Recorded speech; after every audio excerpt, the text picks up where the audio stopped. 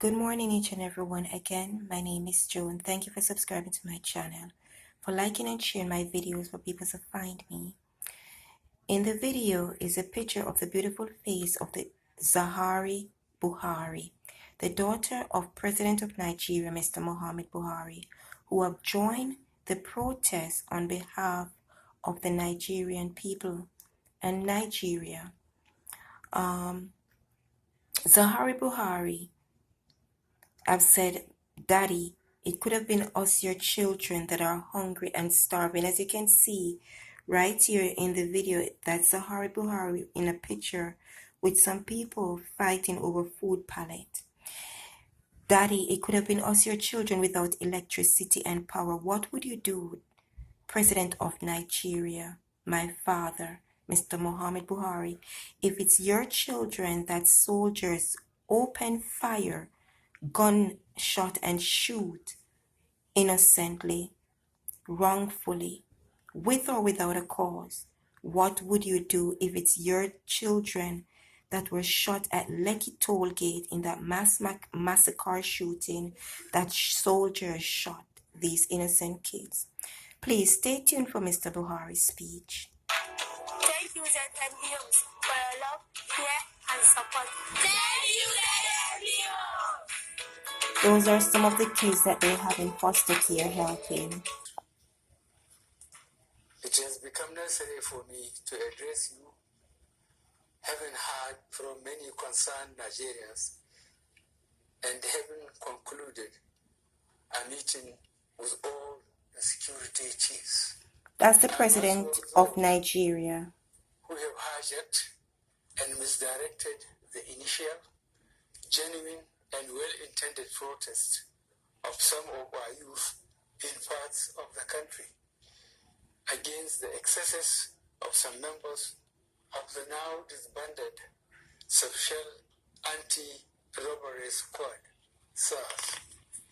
Sadly, the promptness with which we have acted seemed to have been misconstrued as a sign of weakness and twisted by some for their selfish, unpatriotic interests.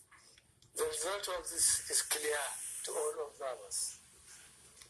Human lives have been lost, acts of sexual violence have been reported, 2 major correctional facilities were attacked and convicts freed, public and private properties completely destroyed or vandalized, the sanctity of the palace of a peacemaker, the Oba of Lagos, has been violated.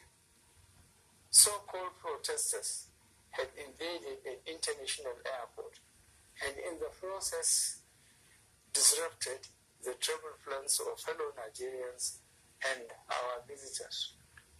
All this executed in the name of the End SARS protests. The spreading of deliberate falsehood and misinformation through the social media in particular, that this government is oblivious to the pains and plight of the citizens, is a ploy to mislead the unwary within and outside Nigeria into unfair judgment and disruptive behavior. On the contrary, both our deeds and words have shown how committed this administration has been to the well-being and welfare of citizens, even with the steadily dwindling revenues and the added responsibilities and restrictions due to the coronavirus pandemic. To our neighbors in particular, and members of the international community, many of whom have expressed concern about the ongoing development in Nigeria, we thank you and urge you all to seek to know all the facts available before taking a position or rushing to judgment and making hasty pronouncements. In the circumstances, I would like to appeal to protesters to note and take advantage of the various well-thought-out initiatives of this administration designed to make their lives better and more meaningful, and resist the temptation of being used by some subversive elements to cause chaos with the aim of truncating our nascent democracy. For you to do otherwise will amount to undermining national security and the law and order situation. Under no circumstances will this be tolerated. I therefore call on our youth to discontinue the street protests and constructively engage government in finding solutions.